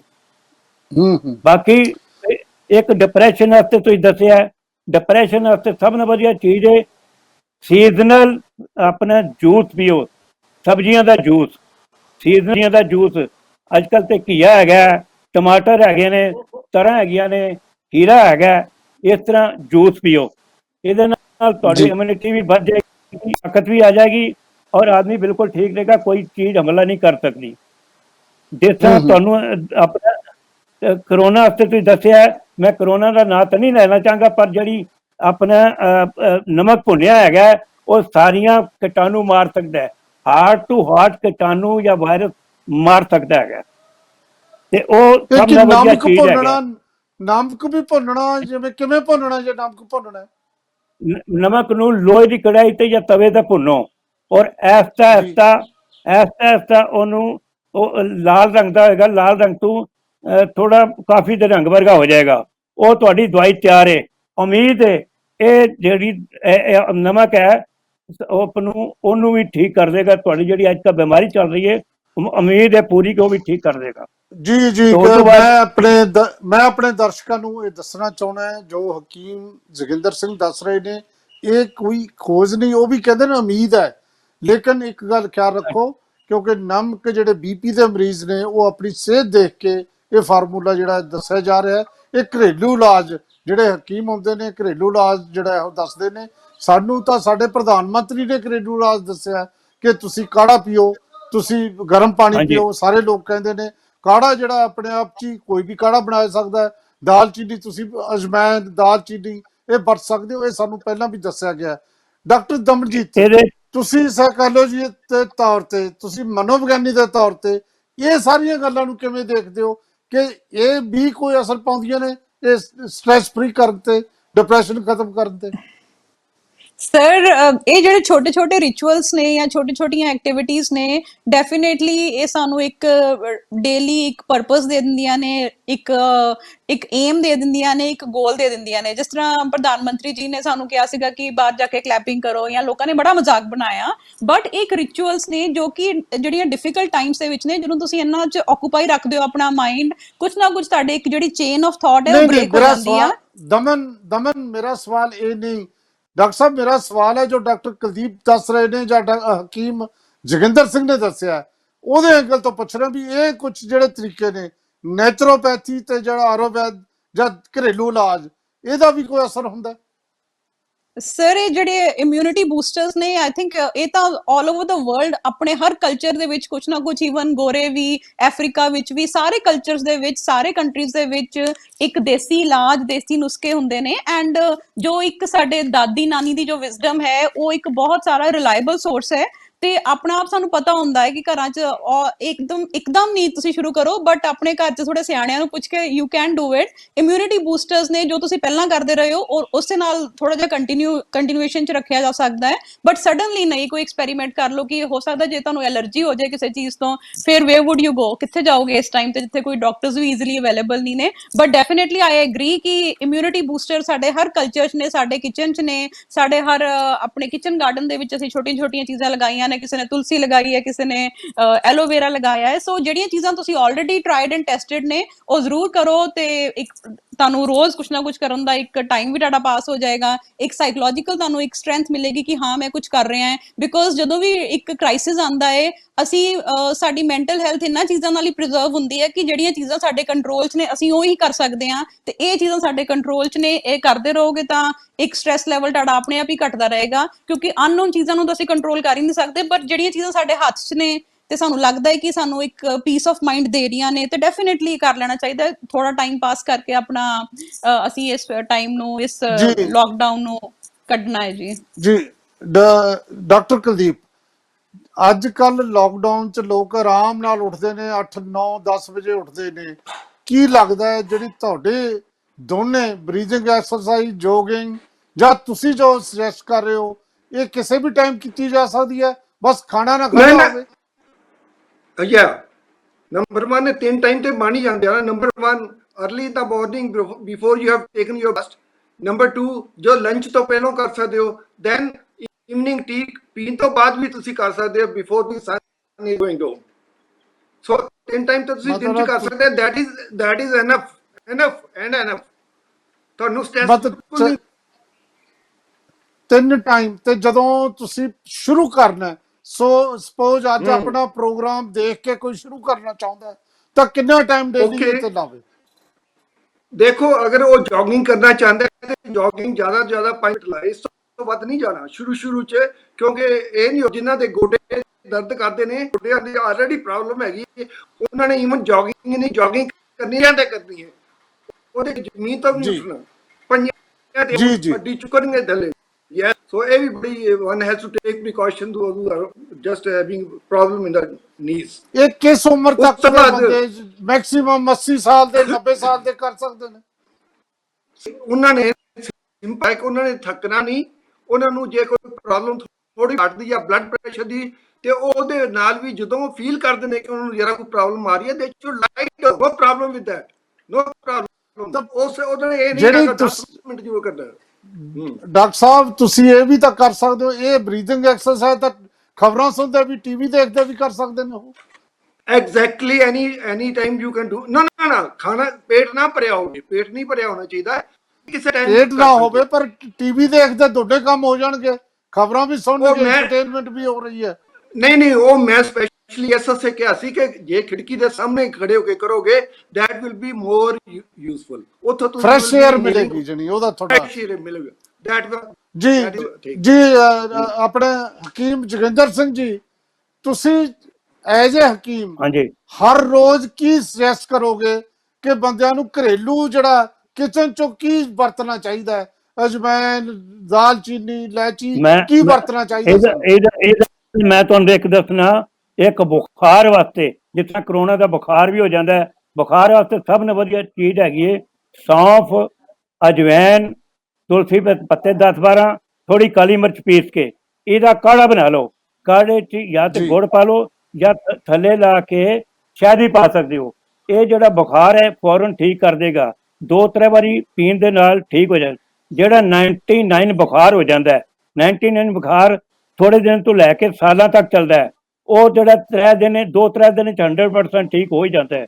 ਸੌਂਫ, ਅਜਵੈਨ, ਤੁਲਸੀ ਦੇ ਪੱਤੇ, ਥੋੜੀ ਕਾਲੀ ਮਿਰਚ, ਹੋਰ ਨਾ ਕਰਨਾ ਤੇ ਥੋੜੀ ਗਲੋ ਵੀ ਪਾ ਲਓ। ਇਹ ਤਾਂ ਬੁਖਾਰ ਹੈ। ਜੋਗਿੰਦਰ ਸਿੰਘ ਜੀ, ਇਹ ਤਾਂ ਬੁਖਾਰ ਵਾਲੇ ਬੰਦਿਆਂ ਲਈ ਹੈ।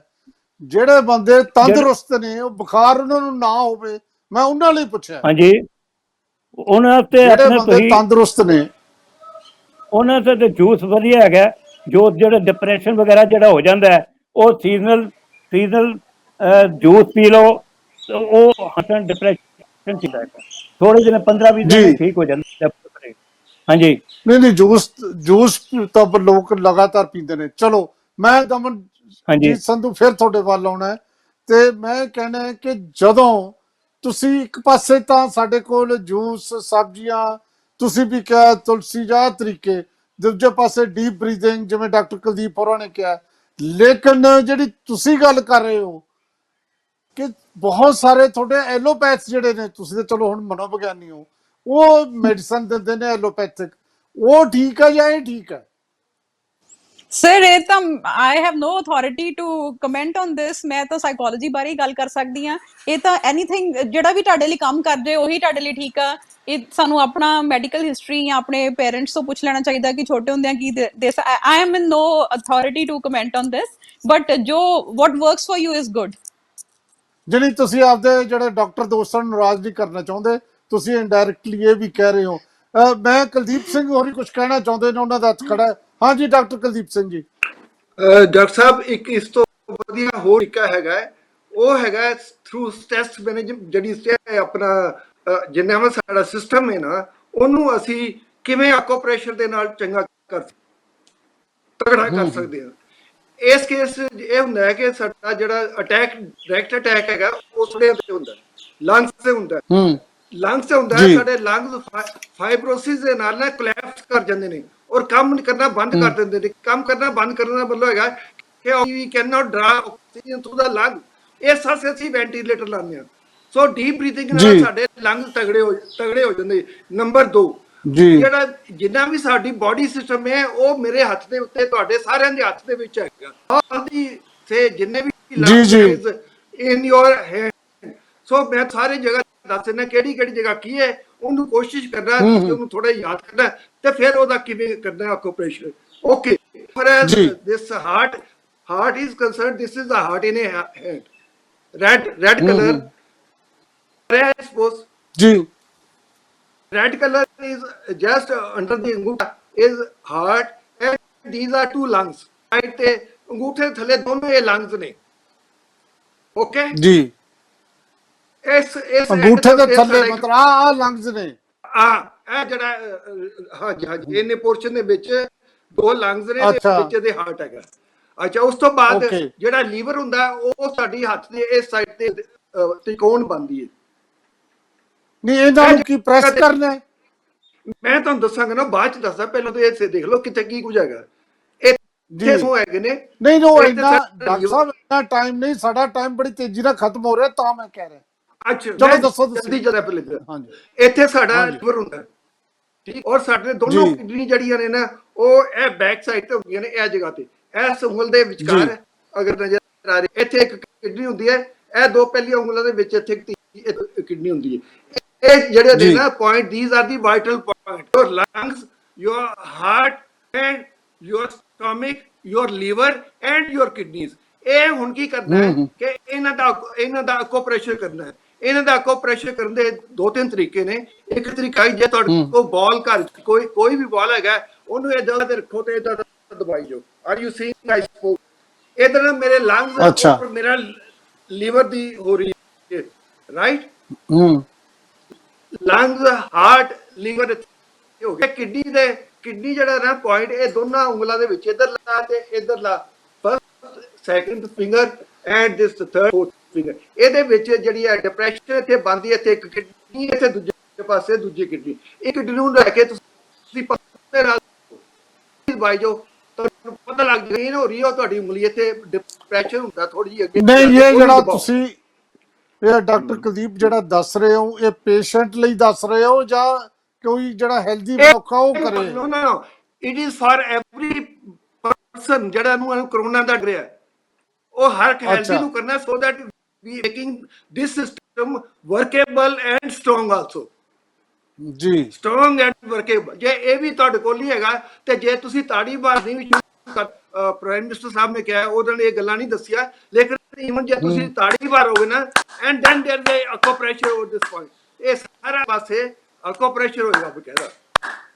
ਇੱਕ ਵਾਰੀ ਜੋ ਤਾੜੀਆਂ ਮਾਰੀ, ਪਰ ਜੋ ਖੁਸ਼ ਹੋ ਕੇ ਅਗਰ ਟੱਬਰ ਵੀ ਸਾਰਾ ਇੱਕ ਦੂਜੇ ਨੂੰ ਦੇਖ ਕੇ ਸਾੜੀਆਂ ਮਾਰੇਗਾ, ਸਨੀਆਂ ਦਾ ਸਟ੍ਰੈਸ ਨੂੰ ਖਤਮ ਕਰਦਾ। ਫਿਰ ਇਹਨੂੰ ਇਸ ਪੁਆਇੰਟ ਨੂੰ ਤੁਸੀਂ ਜੇਕਰ ਇਦਾਂ ਦਬਾਣਾ, ਇਦਾਂ ਦਬਾਈ ਜਾਓ, ਕਿਉਂਕਿ ਬੈਕ ਤੇ ਨਹੀਂ ਤੁਹਾਨੂੰ ਲੱਭਣਾ।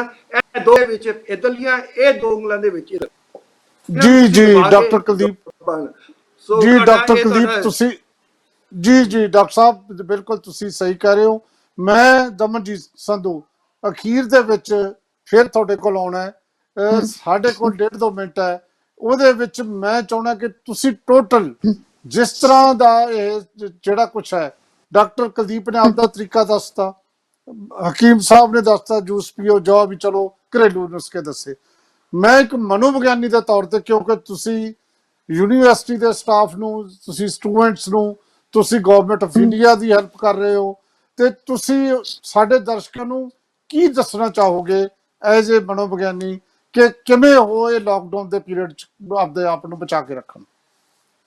ਸਰ ਇਹਦਾ ਸਭ ਤੋਂ ਇੰਪੋਰਟੈਂਟ ਚੀਜ਼ ਇਹ ਆ ਕਿ ਹੈਲਪ ਮੰਗਣ ਦੇ ਵਿੱਚ ਕਦੀ ਵੀ ਇੱਕ ਸਟਿਗਮਾ ਨਾ ਫੀਲ ਕਰੋ। ਜੇ ਤੁਹਾਨੂੰ ਲੱਗਦਾ ਹੈ ਕਿ ਤੁਹਾਡੇ ਕੋਲੋਂ ਨਹੀਂ ਇਸ ਚੀਜ਼ ਦੇ ਨਾਲ ਨਜਿੱਠਿਆ ਜਾ ਰਿਹਾ, ਜਾਂ ਇਸ ਚੀਜ਼ ਨੂੰ ਤੁਸੀਂ ਨਹੀਂ ਹੈਂਡਲ ਕਰ ਰਹੇ, ਕੋਈ ਉਦਾਸੀ ਰਹਿ ਰਹੀ ਆ, ਜਾਂ ਤੁਹਾਡੇ ਮੂਡ ਵਿੱਚ ਚੇਂਜ ਆ ਰਹੀ ਆ, ਜਾਂ ਤੁਸੀਂ ਇਕੱਲਾਪਨ ਫੀਲ ਕਰਦੇ ਹੋ, ਜਾਂ ਨੈਗੇਟਿਵ ਥਾਟਸ ਮਨ ਵਿੱਚ ਆ ਰਹੀਆਂ ਨੇ, ਤੇ ਇਹਦੇ ਵਿੱਚ ਕੋਈ ਵੀ ਸ਼ੇਮ ਨਹੀਂ ਫੀਲ ਕਰਨੀ। Seek out help, talk to people. And ਸਾਨੂੰ ਇਸ ਚੀਜ਼ ਨੂੰ, ਜਿਹੜਾ ਅਸੀਂ ਮੈਂਟਲ ਹੈਲਥ ਨੂੰ ਇੱਕ ਸਟਿਗਮਾ ਬਣਾ ਕੇ ਰੱਖਿਆ ਹੋਇਆ ਕਿ ਇੱਕ ਜੇ ਕੋਈ ਕਿਸੇ ਨੂੰ ਮੈਂਟਲ ਪ੍ਰੋਬਲਮ ਹੈ ਤੇ ਉਹਦਾ ਮਜ਼ਾਕ ਬਣਨਾ, ਜਾਂ ਉਹਦੇ ਨਾਲ ਇੱਕ ਅੱਗੇ ਤੋਂ ਵੀ ਉਹਦਾ ਉਸੇ ਤਰ੍ਹਾਂ ਉਹਦੇ ਨਾਲ ਅਸੀਂ ਉਹਨੂੰ ਟ੍ਰੀਟ ਕਰਦੇ ਹਾਂ ਕਿ ਜਿੱਦਾਂ ਸਾਨੂੰ ਲੱਗੇ ਕਿ ਕਿਸੇ ਕੋਲੀਗ ਨੂੰ ਕੋਈ ਮੈਂਟਲ ਹੈਲਥ ਪ੍ਰੋਬਲਮ ਆ, ਉਹਨੂੰ ਅਸੀਂ ਲੇਬਲ ਕਰ ਦਿੰਦੇ ਆ। ਸੋ ਇੱਕ ਜਿਹੜਾ ਇਹ ਵਾਲਾ ਐਟੀਟਿਊਡ ਆ, ਉਸ ਸਾਰਿਆਂ ਨੂੰ ਅਸੀਂ ਵੀ ਹੈਵ ਟੂ ਅੰਡਰਸਟੈਂਡ ਕਿ anybody of us can have a mental breakdown, a mental problem ਕਦੀ ਵੀ ਕਿਸੇ ਨੂੰ ਵੀ ਆ ਸਕਦੀ ਆ, ਤੇ seek help. And second is ਕਿ ਜਿਹੜਾ ਟਾਈਮ ਚੱਲ ਰਿਹਾ ਹੈ ਨਾ, this is the time of ਜਿਹੜਾ ਕਹਿੰਦੇ ਨੇ ਕਿ the person who will be surviving is the best or the fittest will survive. So as fittest ਉਹ ਕਿ ਜਿਹੜਾ ਆਪਣੇ ਆਪ ਨੂੰ ਅਡੈਪਟ ਕਰ ਲੇ, ਜਿਹੜਾ ਆਪਣੇ ਆਪ ਨੂੰ ਢਾਲ ਲਵੇ, ਜਿਹੜਾ ਆਪਣੇ ਆਪ ਨੂੰ ਢਾਲ ਲਏਗਾ, ਆਪਣੇ ਆਪ ਨੂੰ ਸਮੇਂ ਦੇ ਅਨੁਸਾਰ ਬਦਲ ਲੇਗਾ, ਬਦਲਾਵ ਲੈ ਆਏਗਾ, ਉਹ ਐਡਜਸਟ ਕਰ ਲੇਗਾ according to the demands of the time, ਉਹੀ ਬੰਦਾ ਅੱਗੇ ਸਰਵਾਈਵ ਕਰ ਪਾਏਗਾ। ਤੇ ਜਿਸ ਤਰ੍ਹਾਂ ਵੀ ਜੋ ਵੀ ਸਿਚੁਏਸ਼ਨਸ ਨੇ, ਚਾਹੇ ਜਿੰਨਾ ਮਰਜ਼ੀ ਅੱਗੇ ਟਾਈਮ ਆਏ, ਔਖਾ ਆਏ। ਹਾਂ ਬਿਲਕੁਲ ਤੁਸੀਂ ਠੀਕ ਕਹਿ ਰਹੇ ਹੋ ਜੀ ਡਾਕਟਰ ਦਮਨਜੀਤ ਸੰਧੂ। ਸਾਡਾ ਟਾਈਮ ਜਿਹੜਾ ਹੈ ਉਹ ਲਗਭਗ ਖਤਮ ਹੋ ਗਿਆ, ਤੇ ਇਸ ਕਰਕੇ ਮੈਨੂੰ ਤੁਹਾਨੂੰ ਵਿੱਚੋਂ, ਹਾਲਾਂਕਿ ਬਹੁਤ ਵਧੀਆ ਨੁਕਤਾ ਤੁਸੀਂ ਦੱਸ ਰਹੇ ਸੀ, ਪਰ ਲਗਭਗ ਗੱਲ ਜਿਹੜੀ ਆ ਤੁਹਾਡੇ ਪਿਆਰੇ ਦਰਸ਼ਕੋ ਸਮਝ ਆ ਗਈ ਹੋਵੇਗੀ ਕਿ ਜਿਵੇਂ ਡਾਕਟਰ ਦਮਨਜੀਤ ਸੰਧੂ ਨੇ ਕਿਹਾ ਕਿ ਜਿਹੜਾ ਬੰਦਾ ਇਸ ਲਾਕਡਾਊਨ ਪੀਰੀਅਡ ਜਾਂ ਇਸ ਕਰੋਨਾ ਦੇ ਇਸ ਕਾਲ ਦੇ ਵਿੱਚ ਆਪਣੇ ਆਪ ਨੂੰ ਬਚਾ ਕੇ ਰੱਖ ਲੇਗਾ, ਇਸ ਤਰੀਕੇ ਨਾਲ ਢਾਲ ਲੇਗਾ ਤੇ ਉਹ ਜਿਹੜਾ ਹੈ ਇਹਦੇ ਚੋਂ ਕਾਮਯਾਬ ਨਿਕਲੇਗਾ। ਜਿਵੇਂ ਕੱਲ ਕੈਪਟਨ ਅਮਰਿੰਦਰ ਸਿੰਘ ਨੇ ਕਿਹਾ, ਇਹ ਸਾਡਾ ਮਿਸ਼ਨ ਫਤਿਹ ਹੈ ਤੇ ਜੇ ਅਸੀਂ ਇਹਨੂੰ ਫਤਿਹ ਕਰਨਾ ਹੈ ਤੇ ਫਿਰ ਸਾਨੂੰ ਆਪਣੇ ਆਪ ਨੂੰ ਮਾਨਸਿਕ ਤੌਰ ਤੇ ਜਿਹੜਾ ਹੈ ਉਹ ਤਿਆਰ ਕਰਨਾ ਹੀ ਪਏਗਾ। ਤੇ ਮੈਂ ਤਾਂ ਲਗਾਤਾਰ ਤੁਹਾਨੂੰ ਕਹਿ ਰਿਹਾ ਕਿ ਮਾਨਸਿਕ ਤੌਰ ਤੇ ਅਸੀਂ ਤਿਆਰ ਕਰੀਏ। ਜਿਸ ਤਰੀਕੇ ਦੇ ਵੀ ਤੁਸੀਂ ਜਿਹੜੀ ਹੈਲਪ ਲੈਣੀ ਚਾਹੁੰਦੇ ਹੋ, ਡਾਕਟਰ ਕੁਲਦੀਪ ਦੇ ਜਿਹੜੇ ਦੱਸੇ ਹੋਏ ਨੁਕਤੇ ਨੇ ਉਹਨਾਂ ਨੂੰ ਵਰਤਣਾ ਚਾਹੁੰਦੇ ਹੋ, ਜੋਗਿੰਦਰ ਸਿੰਘ ਹੋਰੀ ਹਕੀਮ ਸਾਹਿਬ ਦੇ ਨੁਕਤਿਆਂ ਨੂੰ ਵਰਤਣਾ ਚਾਹੁੰਦੇ ਹੋ, ਜਿਹੜਾ ਵੀ ਤੁਹਾਨੂੰ ਤਰੀਕਾ ਠੀਕ ਲੱਗਦਾ ਹੈ। ਹਰ ਇੱਕ ਬੰਦੇ ਦਾ ਇੱਕ ਆਪਣਾ ਇੱਕ ਮਾਨਸਿਕ ਤੌਰ ਤੇ ਜਿਹੜਾ ਤੇ ਸਰੀਰਕ ਤੌਰ ਤੇ ਜਿਵੇਂ ਤੁਹਾਡੇ ਟੇਸਟ ਅਲੱਗ ਨੇ, ਖਾਣ ਪੀਣ ਦੇ ਥੋੜੀਆਂ ਹੌਬੀਜ਼ ਅਲੱਗ ਨੇ, ਇਸੇ ਤਰੀਕੇ ਨਾਲ ਤੁਸੀਂ ਅਲੱਗ-ਅਲੱਗ ਜਿਵੇਂ ਧਰਮ ਦੇ ਤੌਰ ਤੇ, ਮੈਡੀਟੇਸ਼ਨ ਦੇ ਤੌਰ ਤੇ, ਜਿਵੇਂ ਇੱਕ ਬੰਦਾ ਕਹਿੰਦਾ ਮੈਂ ਓਮ ਤੇ ਮੈਡੀਟੇਟ ਕਰ ਸਕਦਾ, ਕੋਈ ਏਕ ਓਂਕਾਰ ਤੇ ਕਰ ਸਕਦਾ, ਕੋਈ ਵਾਹਿਗੁਰੂ ਤੇ ਕਰ ਸਕਦਾ, ਉਸੇ ਤਰੀਕੇ ਨਾਲ ਸਰੀਰਕ ਤੌਰ ਤੇ ਵੀ। ਲੇਕਿਨ ਜਦੋਂ ਤੁਸੀਂ ਇਹ ਸਾਰਾ ਕੁਝ ਕਰਦੇ ਹੋ, ਸੱਚਮੁੱਚ ਤੁਸੀਂ ਆਪਣੇ ਆਪ ਨੂੰ ਵੀ ਤੇ ਸਮਾਜ ਨੂੰ ਵੀ ਜਿਹੜਾ ਤਿਆਰ ਕਰ ਰਹੇ ਹੁੰਦੇ ਹੋ ਇਸ ਦਾ ਮੁਕਾਬਲਾ ਕਰਨ ਲਈ। ਅਸੀਂ ਇਕੱਲੇ ਨਹੀਂ, ਸਾਰੇ ਮਿਲ ਕੇ ਸਮਾਜ ਬਣਦੇ ਹਾਂ। ਜੋ ਅਸੀਂ ਸਾਰੇ ਮਿਲ ਕੇ ਸਮਾਜ ਬਣਦੇ ਹਾਂ ਤੇ ਸਾਡਾ ਸਭ ਦਾ ਇਹ ਫਰਜ਼ ਬਣਦਾ ਹੈ ਕਿ ਅਸੀਂ ਸਮਾਜ ਨੂੰ ਬਚਾ ਕੇ ਰੱਖੀਏ। ਤੇ ਸਮਾਜ ਨੂੰ ਬਚਾਉਣ ਦੇ ਆਹੀ ਤਰੀਕੇ ਨੇ ਇਹਨਾਂ ਦਿਨਾਂ 'ਚ ਸੋਸ਼ਲ ਡਿਸਟੈਂਸ, ਫਿਜ਼ੀਕਲ ਡਿਸਟੈਂਸ, ਇੱਕ ਦੂਜੇ ਤੋਂ ਚੈੱਕ। ਈਵਨ ਘਰਾਂ ਦੇ ਵਿੱਚ ਵੀ ਸਾਨੂੰ ਇਹ ਬਚਤ ਦੀ ਲੋੜ ਹੈ। ਨਾ ਕਿਸੇ ਦਾ ਟੂਥਬ੍ਰਸ਼ ਯੂਜ਼ ਕਰੀਏ, ਨਾ ਕਿਸੇ ਦਾ ਟਾਵਲ ਯੂਜ਼ ਕਰੀਏ, ਆਪਣੇ ਤੌਲੀਏ ਅਲੱਗ ਹੋਣ, ਬਰਸ਼ ਅਲੱਗ ਹੋਣ, ਸਾਰਾ ਕੁਝ ਅਸੀਂ ਜਿਹੜੀਆਂ ਇਹ ਇਸ ਕਿਸਮ ਦੀਆਂ ਜਿਹੜੀਆਂ ਜ਼ਰੂਰਤਾਂ ਨੇ ਉਹਨੂੰ ਅਸੀਂ ਸਮਝੀਏ ਅਤੇ ਲੱਗ ਰੱਖੀਏ। ਔਰ ਆਪਣੇ ਆਪ ਨੂੰ ਮਾਨਸਿਕ ਤੌਰ ਤੇ ਸਵੇਰੇ ਉੱਠਣ ਸਾਰ ਪੋਜ਼ਿਟਿਵ ਸਕਾਰਾਤਮਕ ਸੋਚ ਇਹ ਰੱਖਣੀ ਹੈ। ਨੈਗੇਟਿਵਿਟੀ ਨਹੀਂ ਸਾਹਮਣੇ ਆਉਣ ਦੇਣੀ।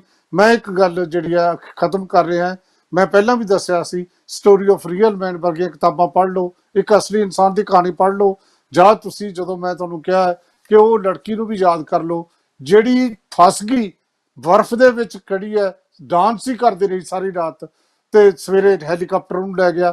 ਜਾਂ ਉਹ ਬੰਦੇ ਨੂੰ ਯਾਦ ਕਰ ਲਓ ਜਿਹੜਾ ਇੱਕ ਆਈਲੈਂਡ ਤੇ ਫਸ ਗਿਆ, ਉਹ ਮਰ ਸਕਦਾ ਸੀ, 40 ਦਿਨਾਂ ਬਾਅਦ ਉਹਨੂੰ ਇੱਕ ਜਹਾਜ਼, ਸਮੁੰਦਰੀ ਜਹਾਜ਼ ਮਿਲਿਆ, ਲੈ ਗਿਆ। ਤਾਂ ਇਸ ਤਰ੍ਹਾਂ ਬਹੁਤ ਸਾਰੇ ਸਾਡੇ ਕੋਲ ਐਗਜ਼ਾਮਪਲ ਨੇ। ਅਸੀਂ ਉਹਨਾਂ ਨੂੰ ਯਾਦ ਕਰੀਏ, ਆਪਣੇ ਆਪ ਨੂੰ ਪ੍ਰੇਰਿਤ ਕਰੀਏ, ਚੰਗੇ ਖਿਆਲ ਲੈ ਕੇ ਆਈਏ। ਤੇ ਅੱਜ ਡਾਕਟਰ ਦਮਨਜੀਤ ਕੌਰ ਸੰਧੂ ਔਰ ਜੋਗਿੰਦਰ ਸਿੰਘ ਜੀ ਔਰ ਡਾਕਟਰ ਕੁਲਦੀਪ ਸਿੰਘ ਜੀ, ਤੁਸੀਂ ਆਏ, ਆਪਣੇ ਆਪਣੇ ਨੁਕਤੇ ਤੋਂ ਤੁਸੀਂ ਬਹੁਤ ਸਾਰੀਆਂ ਗੱਲਾਂ ਦੱਸੀਆਂ। ਤੁਹਾਡਾ ਬਹੁਤ ਬਹੁਤ ਧੰਨਵਾਦ। ਪਿਆਰੇ ਦਰਸ਼ਕੋ, ਤੁਹਾਨੂੰ ਇੱਕ ਗੱਲ ਹੋਰ ਦੱਸਣੀ ਹੈ। ਤੁਹਾਡੀ ਮੰਗ ਤੇ ਜਿਹੜਾ ਸਵੇਰੇ ਖਬਰ ਤੇ ਨਜ਼ਰ ਪ੍ਰੋਗਰਾਮ ਪੌਣੇ 9 ਆਉਂਦਾ ਸੀ, ਉਹ ਹੁਣ 5 ਮਿੰਟ ਪਹਿਲਾਂ ਸ਼ੁਰੂ ਹੋਇਆ ਕਰੇਗਾ। ਉਹਦਾ ਟਾਈਮ ਅਸੀਂ 5 ਮਿੰਟ ਹੋਰ ਵਧਾਤਾ। ਸੋ 8:40 ਤੇ ਕੱਲ ਸਵੇਰੇ ਖਬਰ ਤੇ ਨਜ਼ਰ ਪ੍ਰੋਗਰਾਮ 'ਚ ਮਿਲਾਂਗੇ ਤੇ ਕੱਲ ਸ਼ਾਮ ਨੂੰ ਚਰਚਾ ਪ੍ਰੋਗਰਾਮ 'ਚ ਮਿਲਾਂਗੇ। ਤੁਹਾਡਾ ਬਹੁਤ ਬਹੁਤ ਸ਼ੁਕਰੀਆ।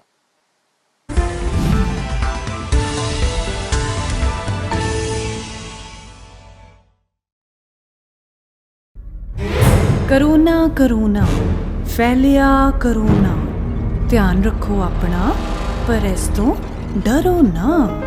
ਬਚਣ ਲਈ ਇਸ ਤੋਂ ਕੁਝ ਗੱਲਾਂ ਦਾ ਧਿਆਨ ਕਰੋ ਨਾ। ਖਿਆਲ ਰੱਖੋ ਆਪਣਾ, ਪਰ ਇਸ ਤੋਂ ਡਰੋ ਨਾ।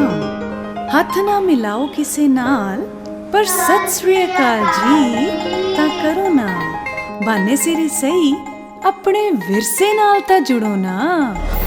ਹੱਥ 'ਚ ਨਹੀਂ ਛਿੱਕਣਾ ਤੇ ਹੱਥ 'ਚ ਨਹੀਂ ਖੰਘਣਾ, ਕੂਣੀ 'ਚ ਛਿੱਕਣਾ ਤੇ ਕੂਣੀ 'ਚ ਖੰਘਣਾ। ਹੱਥ ਬਾਰ-ਬਾਰ ਧੋਣ ਤੋਂ ਕਿਸੇ ਨੇ ਨਹੀਂ ਸੰਗਣਾ।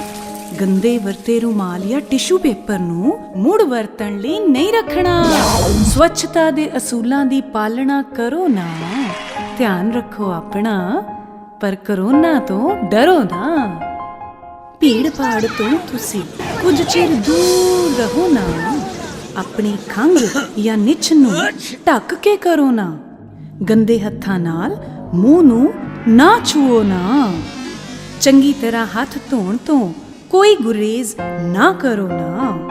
ਬਿਨਾਂ ਖਾਸ ਜ਼ਰੂਰਤ ਦੇ ਸਫ਼ਰ ਨਾ ਕਰੋ ਨਾ। ਖਿਆਲ ਰੱਖੋ ਆਪਣਾ, ਪਰ ਇਸ ਤੋਂ ਡਰੋ ਨਾ। ਬੁਖਾਰ, ਖੰਘ, ਸਾਹ ਚੜ੍ਹਨ ਤੇ ਤੁਰੰਤ ਡਾਕਟਰੀ ਸਹਾਇਤਾ ਲਓ ਨਾ। ਜੇ ਤੁਹਾਨੂੰ ਇਹਨਾਂ 'ਚੋਂ ਕੋਈ ਲੱਛਣ ਹੈ ਤਾਂ ਲੁਕੋ ਕੇ ਸਹੋ ਨਾ। ਸਹੀ ਡਾਇਗਨੋਸਿਸ ਤੇ ਇਲਾਜ ਨਾਲ ਸਿਹਤਮੰਦ ਬਣੋ ਨਾ। ਧਿਆਨ ਰੱਖੋ ਆਪਣਾ, ਪਰ ਕਰੋਨਾ ਤੋਂ ਡਰੋ ਨਾ।